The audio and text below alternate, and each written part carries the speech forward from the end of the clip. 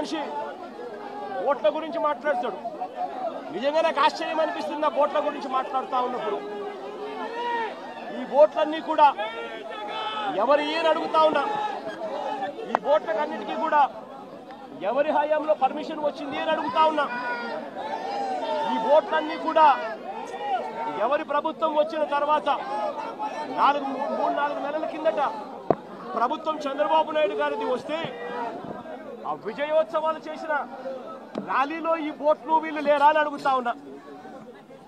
ఈ ఓట్లలో ఉన్న వ్యక్తులు ఈ ఓట్లు గత 4 నెలలుగా చంద్రబాబు నాయుడు గారితో కలిసి ఇసుక దోపిడీలో చంద్రబాబు నాయుడు గారితో కలిసి ఈ బోట్ల ఓనర్లు వీళ్ళందరూ కూడా భాగస్వాములు అయినారు. భాగస్వాములు కావడమే కాకుండా చంద్రబాబు నాయుడు గారు గెలిచినప్పుడు ఈ బోట్లతో విజయోత్సవాలు చేసుకున్నారు. ఇదే బోట్ల ఓనర్లు, ఇదే బోట్లకు పర్మిషన్ ఇచ్చింది ఎవరు? చంద్రబాబు నాయుడు గారి హయాంలో. ఉషాద్రి అనే మనిషి ఎవరు?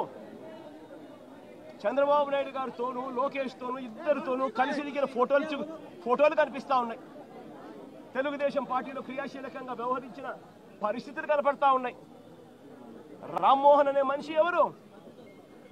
ఆయన టీడీపీ ఎన్ఆర్ఐ నేత జయరాం అనే వ్యక్తి సోదరుడి కుమారుడి కాదా అని అడుగుతా ఉన్నా. టీడీపీ హయాంలోనే ఈ ఓట్లకు అనుమతులన్నీ ఇచ్చారు. వీరు గెలిచాక విజయోత్సవ ర్యాలీలో కూడా వీళ్ళు పార్టిసిపేట్ చేశారు. తెలుగుదేశం పార్టీకి చెందిన ఆలూరు చిన్న అనే వ్యక్తి ఎవరు? ఈ వ్యక్తి ఎవరు?